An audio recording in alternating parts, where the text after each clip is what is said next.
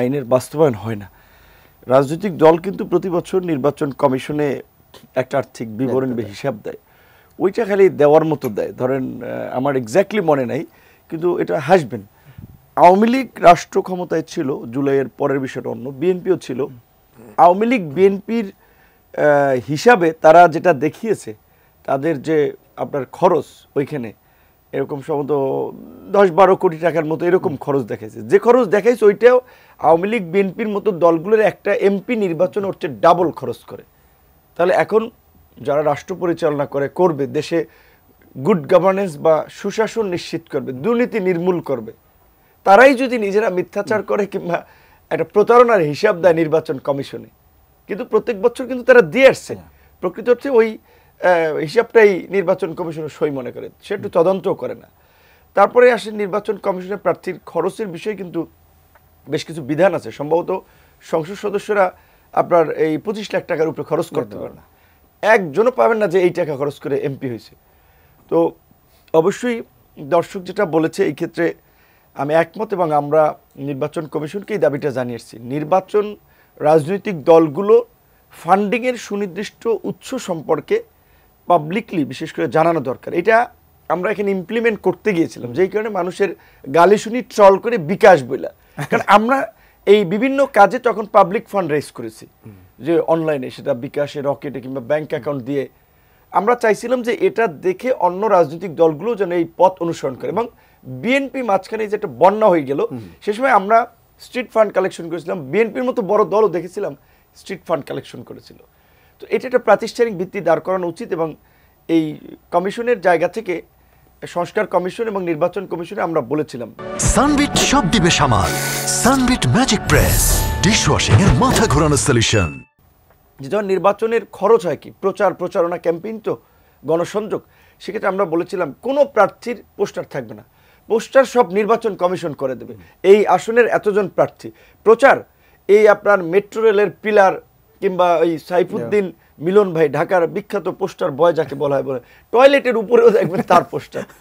এই রকমের পোস্টার লাগিয়ে শহরকে নোংরা করা কিংবা এটা উচিত না, বরঞ্চ পোস্টার নির্বাচন কমিশন, এখন তো ডিজিটাল যুগ, আমরা ডিজিটাল হচ্ছি, কিছু আপনার বলা চলে অ্যানালগ প্রচারণা, ডিজিটাল পদ্ধতিতে প্রচারণা ইলেকশন কমিশন করে দেবে, সংশ্লিষ্ট আসনের যারা দায়িত্বে থাকবেন তারা। তাহলে ধরেন প্রচারণা কমে যাবে। গণসংযোগের ক্ষেত্রেও যেমন আমি যে টকশো করছেন, আগে বিবিসির সংলাপ দেখেছিলাম নির্বাচনে বিভিন্ন এলাকায়, তো নির্বাচন কমিশনের পক্ষ থেকে যদি উদ্যোগ নিয়ে বিভিন্ন এলাকায় কিছু আপনার পলিটিক্যাল ডায়লগ করে, যে প্রার্থীদেরকে, যেটা বাইরে ওই আমেরিকাতে যে প্রেসিডেন্সিয়াল ডিবেট হয়, ডিবেট না জাস্ট তারা জনগণের জন্য কি করতে চায়, একটা পাবলিক কমিটমেন্ট, এই ধরনের কিছু যদি নতুন পদ্ধতি প্রক্রিয়া যায়, তাহলে কিন্তু এখানে একটা ভালো পরিবর্তন আসতে পারে। এই পরিবর্তনের জন্যই তো লড়াই এবং আমাদের প্রত্যাশা। তো এই জন্য তুষার ভাই যেটা বলছে যে অনেক কিছু হচ্ছে না, বিপরীত লাইনে আছে, তারপরেও কিন্তু আমাদেরকে অত্যন্ত আশাবাদী হতেই হবে। সিনিয়র কিংবা জুনিয়র রাজনীতিবিদদের মধ্যে পারস্পরিক কথাবার্তা বা আলোচনার তীর যেভাবে ছোড়া হচ্ছে, যেমন ধরেন আমি আমার কথা বলি, আমি এখনও কোনো প্রোগ্রামে মান্না ভাই অনেক আলোচনা আমরা একসাথে থাকি, গেলে আমি কিন্তু যেমন সিনিয়র একটু শেষে গেলে অনেক সময় চেয়ারই করে, আমি কিন্তু বিব্রত হয়েছে যে আমার চেয়ারটা ছিল মান্না ভাইকে বসতে দেওয়া লাগে। এটা হচ্ছে একটা শিষ্টাচার এবং নিজের বোধ ইয়ার জায়গাতে, কারণ মান্না ভাই আমার অনেক আগে ডাকসুতে বিবি ছিলেন, চাকসুর জিএস ছিলেন। তো এখন কেউ কেউ এটা ফলো করে, আবার ধরেন অনেকেই মনে করেন, আপনি দেখবেন অনেকটা প্রোগ্রাম চেয়ার গেড়ে থাকে, এবং কিছু নেতৃবৃন্দ অনেক রাষ্ট্রীয় বিভিন্ন প্রোগ্রামে যে দেখি যে প্রোগ্রাম হয় তার আধা ঘন্টা 1 ঘন্টা আগে যে বসে থাকে যে চেয়ার দখল করার জন্য।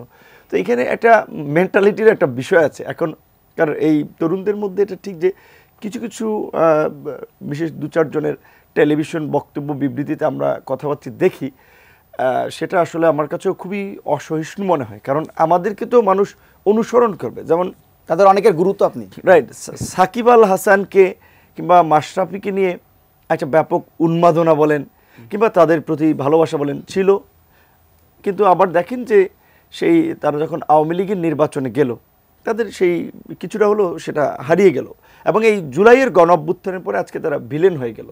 সো এখন এই যে হামজা চৌধুরীকে নিয়ে ফুটবলে যেমন একটা মোহ, আবার দেখবেন কোনো একটা ঘটনায় আবার তাকেও মানুষ আবার নিচে নামিয়ে দেবে। তো রাজনৈতিক কারণে এখন একটা আন্দোলনের কারণে আমাদের কিছু নেতৃবৃন্দ বা তরুণরা একটা সেন্সেশনের জায়গা থেকে বলেন, ক্রেজের জায়গা থেকে বলেন, একটু বেশি আলোচিত আলোড়িত এখন সেই জায়গা থেকে তাদেরও উচিত সেভাবে বিনয়ের সাথে সংযত হয়ে একটা পজিটিভ অ্যাপ্রোচ থেকেই আলাপ আলোচনা বা কথাবার্তা বলা। পাশাপাশি আমাদের সিনিয়র কিছু রাজনীতিবিদদেরও আমরা লক্ষ্য করেছি যে আমরা এই কালো টাকা কিংবা পেশি শক্তির রাজনীতি বন্ধ করার কথা বলছি, বাট তাদেরও ওইভাবে আচরণ বিভিন্ন জায়গায় যে শক্তি দিয়েই আসলে দমন করা, সেদিকে আমি মনে করি বোথ সাইড থেকে একটা পরিবর্তনের বোধহয় দরকার। এবং সেই ক্ষেত্রে এই পরিবর্তনটাকে এগিয়ে নেওয়ার জন্য আরেকটা টেকসই রোল প্লে করতে পারবেন সাইড থেকে। ধরেন এখন তুষার ভাই কোনো রাজনৈতিক দলের সাথে যুক্ত না, তারা যখন টেলিভিশনে এই কথাগুলো বলছেন, আপনারা যখন এগুলো নিয়ে একটু ডিসকাস করছেন, এর প্রভাব কিন্তু সোসাইটিতে কিছুটা পড়ছে। তো আশা করি যে এর মধ্যে দিয়ে একটা পরিবর্তন হবে। আমি আরেকটা কথা বলে শেষ করতে চাই, আপনার আলোচনাটা যেহেতু ছিল নতুন বনাম পুরাতন, আমাদের দেশে দীর্ঘদিন ধরে বিশেষ করে 90-এর পরে ছাত্র সংসদ নির্বাচনগুলো হয় নাই। তো 90-এর পূর্বের আমরা যেটা দেখেছি যে, বা আপনারা যদি দেখেন, ছাত্র নেতৃত্বের মাধ্যমে বা যারা জাতীয় নেতৃত্বে এসেছে কিছুটা পড়াশোনা, জানাশোনা এবং ওই শিষ্টাচার এরকম একটা বোধ ছিল। কিন্তু 90 পরবর্তী সময়ে আমি মনে করি যে ছাত্র রাজনীতিতে দুর্বৃত্তায়নের মাধ্যমে জাতীয় রাজনীতিতেও সেই দুর্বৃত্তায়নটা লেগেছে। তো এখনকার এই সময় 8.5 মাসে আপনি যেটা বলছেন, আমরা প্রত্যাশা করেছিলাম যে ধুমধাম বিভিন্ন কলেজ বিশ্ববিদ্যালয়ে ছাত্র সংসদ নির্বাচন হবে, কলেজ বিশ্ববিদ্যালয়গুলোতে একটা সাংস্কৃতিক একটা অন্য ধাঁচের একটা মুক্ত জ্ঞান চর্চা একটা জায়গা হবে। তো সেখানে খুব বেশি কিন্তু আমরা এই জায়গাটাতে পরিবর্তন দেখতে পাচ্ছি না। তো পরিবর্তন করার জন্য আমাদের উপরেও যারা আছে, পারিপার্শ্বিকও যারা আছে, বিভিন্ন প্রতিষ্ঠান, ব্যক্তি, তাদেরও কিন্তু কিছু ভূমিকাটা নেওয়া প্রয়োজন। এই ছাত্র সংসদ নির্বাচনগুলো যদি হয়, একটা ভালো ছাত্র রাজনীতির মাধ্যমে জাতীয় রাজনীতিতে আমরা আসতে পারি।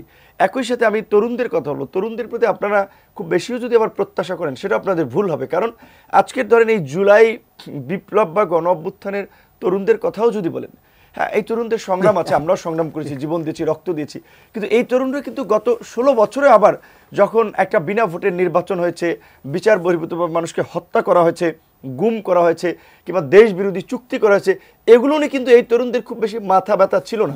জুলাইটা একটা চাকরির আন্দোলন থেকে কিন্তু একটা পরিস্থিতির কারণে একটা গণ অভ্যুত্থান হয়েছে।